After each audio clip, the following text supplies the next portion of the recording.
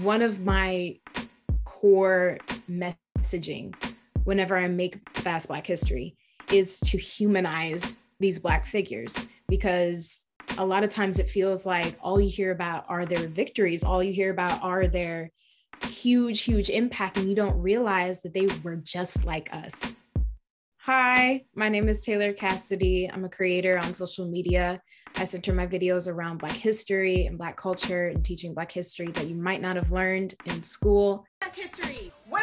Y'all ain't supposed to say that yet. But let me tell you something quick about MLK. Our man skipped 2 grades in high school. My entire childhood was filled with my parents teaching me Black history. And I noticed that the history that I was learning at home did not match up with what I was learning in school. I think the first time I noticed that was in elementary school.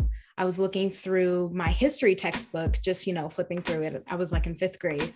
And I realized that the only Black history that they had were 2 pages dead in the center on slavery. And that was it, just slavery. And I realized that all of these beautiful figures, all of these beautiful stories that I learned about our victories, our endurance, was minimized down to trauma. We're not taught enough Black American history in school, so for our first lesson, let's head to Black Wall Street in Greenwood, Oklahoma. Black Wall Street? Oh, so you didn't know there was a Black Wall Street? Let me fix that. In 1921, it was energetic. It was full of successful Black-owned businesses. I remember I was in school.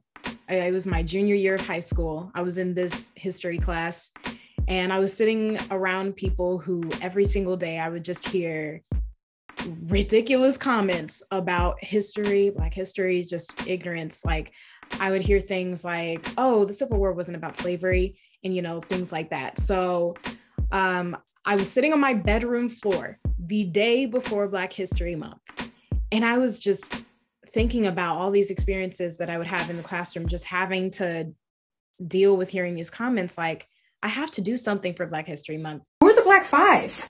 Don't worry, I'm gonna tell you. I'm Taylor Cassidy with Puma, and today I'm telling you about the Black Fives. In 1904, Edwin Henderson became known as the grandfather of Black basketball. Representation is everything.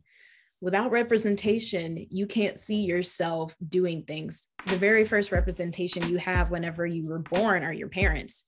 You look to them about how you should act, what you should do. So seeing yourself on screen in TV shows and movies, even if they're a superhero or if they're like a mythical person, even seeing that, you see what you're able to do, especially if that person looks like you.